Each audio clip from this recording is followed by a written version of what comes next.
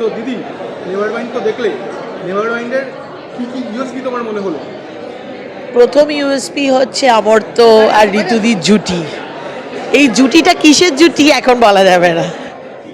আর একজন মহিলা ডিরেক্টর কি সেন্সিটিভভাবে ছবিটা পরিচালনা করেছেন।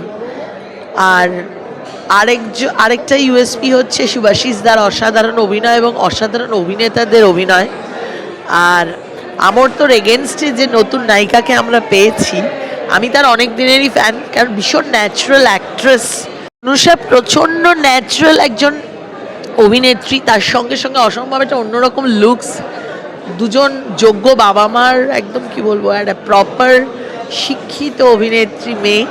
আমি অনুষার খুব ফ্যান বরাবরই। আমার খুব ওর অভিনয়ের মধ্যে যে একটা ন্যাচারাল ব্যাপার আমাকে ভীষণ টানে।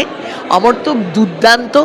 আর আরেকটা কথা না বললেই নয়, গান রূপম ইসলাম, বাংলা রক রক্স।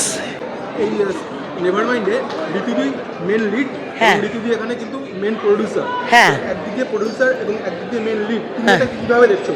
দেখো, ঋতুদি হচ্ছে এমন একজন মানুষ, প্রডিউসার বলেই যে ডিরেক্টরের ওপর সব কিছু চাপিয়ে দেবেন, ঋতুদি সেরকম মানুষই নন।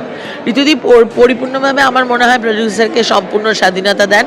আর ঋতুদি মনে হয় নিজের প্রোডাকশানের প্রতি নিজের বেবির মতনই ডিল করেন। আমি পুরাতনের ক্ষেত্রেও দেখেছি, এটাতেও দেখলাম। খুব ভালো, এরকম প্রডিউসার পাওয়াও ভাগ্যের ব্যাপার।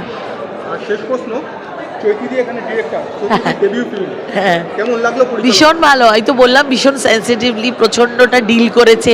অনেক দিন বাদে নিউ মার্কেটকে এইভাবে কোনো ছবিতে কলকাতাকে উপস্থাপন করা, দারুণ দিদি। দর্শকদের উদ্দেশ্যে কি বলবে নেভারমাইন্ডের জন্য? দেখো, নেভারমাইন্ডে যে ফ্রেশ লুকটা আছে, যে একটা মানে কি বলবো, একটা দারুণ একটা সেন্সিটিভ ছবিটা, আপনারা প্লিজ দেখুন, ভালো লাগবে আপনাদের। Thank you.